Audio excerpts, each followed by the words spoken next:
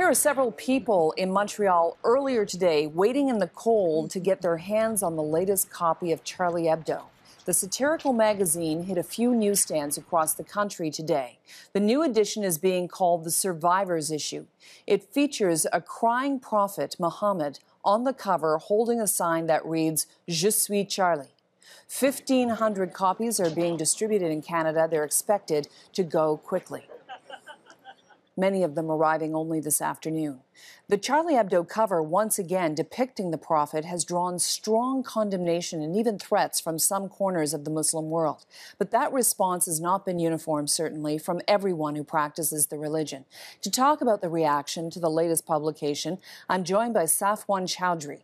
He's a spokesperson for the Ahmadiyya Muslim Jamaat Canada, meaning Muslim community here in Canada. Welcome to you. Thank you. Thank you for having me. First of all, what was your reaction to find out, to see the picture? I don't know if you've seen it or not, the depiction of the Prophet Muhammad on the cover with a tear holding the sign, "Je suis Charlie." You know, first thing I would like to say is I chose not to see the picture. But I would like to first and foremost say that we absolutely and categorically condemn the terror attack on their offices and the terror attack that took place at the kosher supermarket.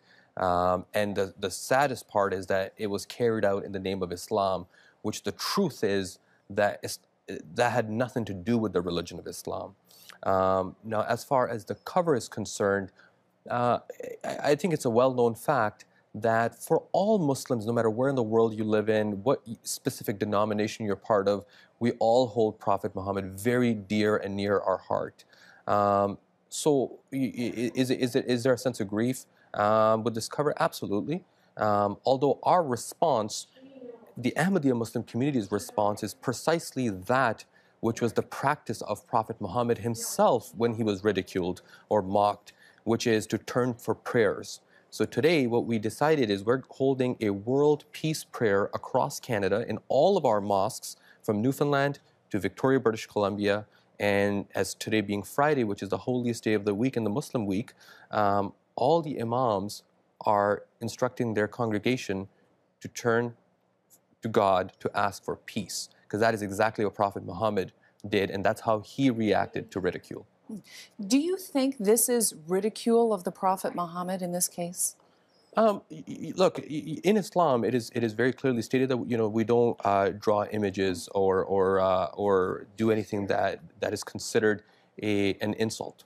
And drawing an image is considered an insult. Why is that? Well, it's particularly the message that they're sending with that.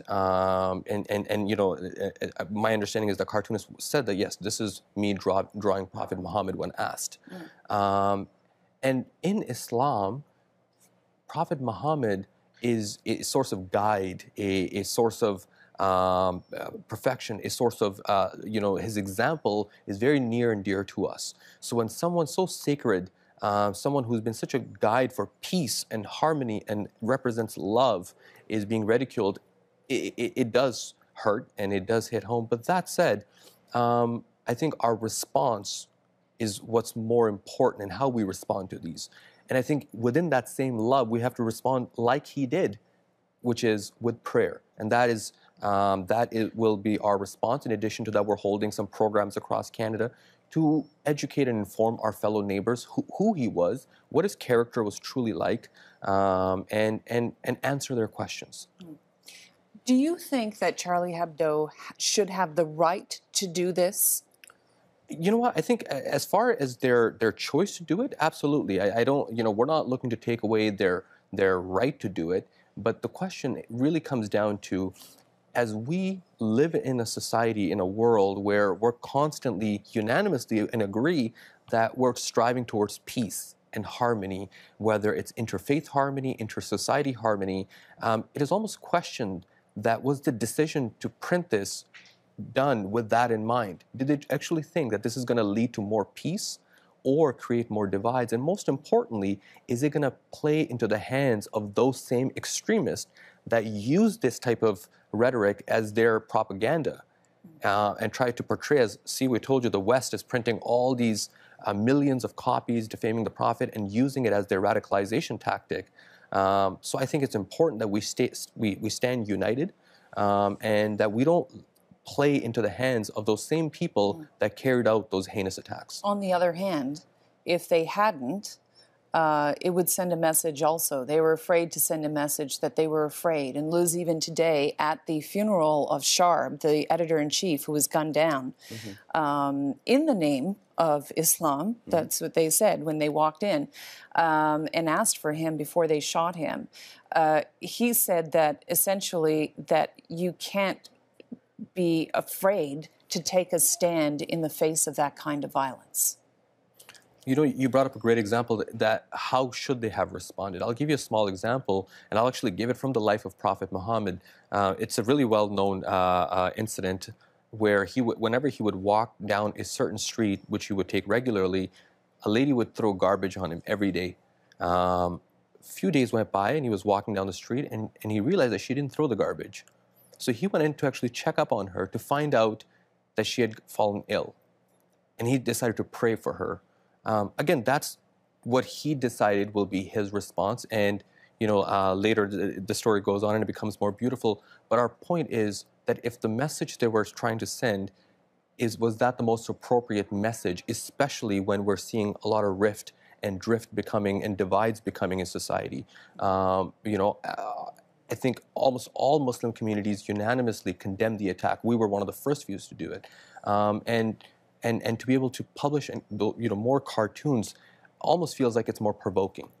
Why do you think, I want to ask you this, your opinion on this, and maybe a difficult question to answer, maybe no one has the answer, but why do you think so many young men in the world choose to conduct these acts of extremism in the name of Islam? That's a very good question, and I think that's the question a lot of authorities and government officials are currently struggling with. And I think, you know, and me as a member of the Ahmadiyya Muslim Jamaat, I can explain that, for example, within our own community, we have very good and highly integrated youth development programs. For instance, we have a monthly blood drive where Canadian Blood Services come in and we teach our youth from a very young age why it's important to give and where that blood's going. We'll do food drives for homeless people. Every New Year's Eve, we come to downtown Toronto to clean up the streets. Keeping them involved in those types of activities, which again, we take from the tenets of Islam to give back to community, we find that they truly understand the real message of Islam.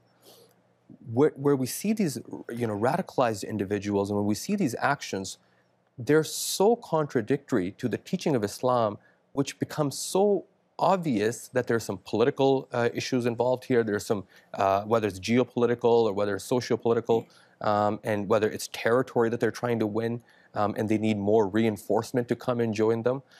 So I think it's important that holistically, if us as a society, we decided that, look, we're not going to be divided because of this. I think one of the most beautiful examples of this came from Canada, which was the Cold Lake Mosque incident.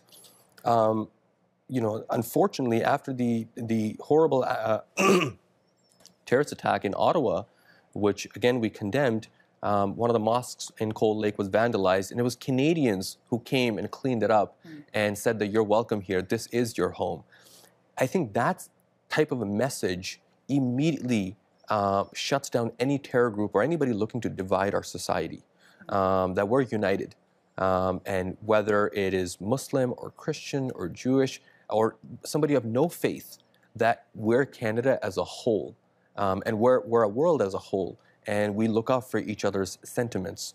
For the same reason a lot of media outlets decided not to republish the cartoons, because sure, there's a social obligation, but then there's a moral obligation. All right. Well, we'll leave it there with you. Safwan, thank you so much. Thank you. Safwan Chowdhury, spokesperson for the Ahmadiyya Muslim Jamaat Canada, joining me here in studio.